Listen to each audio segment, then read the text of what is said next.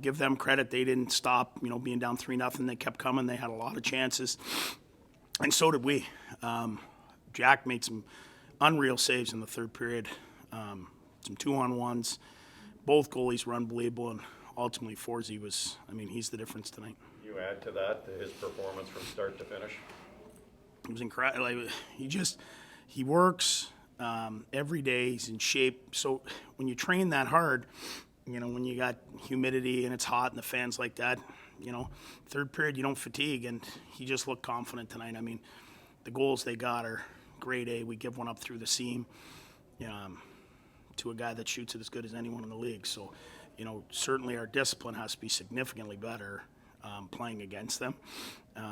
In saying that, I thought we did a lot of good things offensively. We just got to be better, defensively. From last year to this, did you notice a difference in energy level on the bench because of the people in the crowd tonight? Oh, for sure.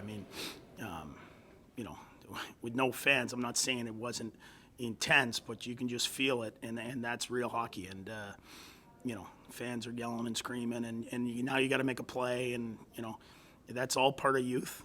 That's part of young guys learning to do those things. But I thought we had a lot of really good performances tonight. You talked a lot about Brady not being here. What's it mean to have him back? Well, he's the man up front. Like, he just, like Shabby is on the back end, he is for us up front, and he's physical. And you got to think twice if you want to run Timmy or one of those guys. He's going to be right there. But he can also make all the plays, and he's a real good net front guy. He can hold on to pucks. So, he's one of, if not the best, power forward in the game today. That doesn't let you off the hook, plays you hard every night. It's really not that fun to play D against him. How nice is it to know that you don't have to go too long into this season without him? I guess two-part question is, great to have him back, and then the second part would just be, when would you maybe anticipate seeing him getting in the lineup?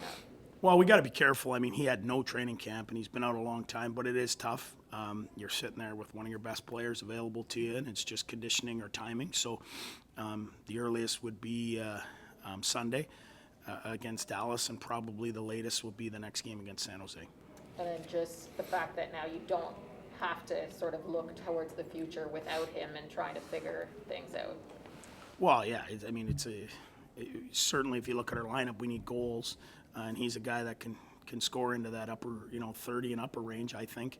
And it just allows everyone to kind of slot down a bit and gives us a little more depth. I think you see tonight I really shortened up in the third, and that's going to wear on guys over time. It's 82 games. You got to do what you got to do to win. But, in the third period, some of the guys didn't play. And like I said, 82 games, you can't overplay people. You need to use everyone, and Brady will help us with depth. What was the reaction like on the bench when they introduced Brady in the house?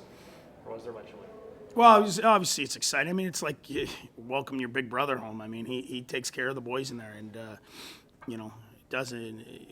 it doesn't matter who you're playing.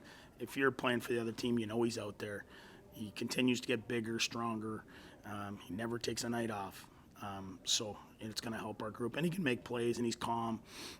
So it's going to be good to have him. DJ, what worked so well in the first period to build that 3-0 lead? Well, we got some timely breaks, but we just moved. We moved our feet. I thought we skated, and give Mrazek, prior to him getting hurt, even though we had three, after in the second period, we had some grade A looks, and he kicked them out. In the first period, they just happened to go in. We got one at the end of the first period that ends up being the winner. But through the whole game, that was it was almost old school hockey without real good goaltending tonight. That could have been a 9-8 barn burner. I know what the fans are excited for it, but as a coach, both sides, you probably don't want that much activity. Coach, your fourth line also brought some energy. Parker Kelly, especially in the third period, a couple of scoring chances. Yeah, he did. That one little stretch, I think I had Formanton, Kelly, and Tierney out there together. They were flying. The guy that I, now looking back, probably deserved a few more minutes, and he'll continue to get him as Sanford. I thought he took a shift at center there, and I just thought that was his best game since he's been here. He looked calm. He made plays. So, and then he played center there. That shift, it gave me something to think about. But as we go, these guys are all going to have to play a lot more minutes. Yeah, one more, just Pinto against Tavares for a good part of that game. I mean, we all talked about maybe pressure spot, like, what'd you think of his game?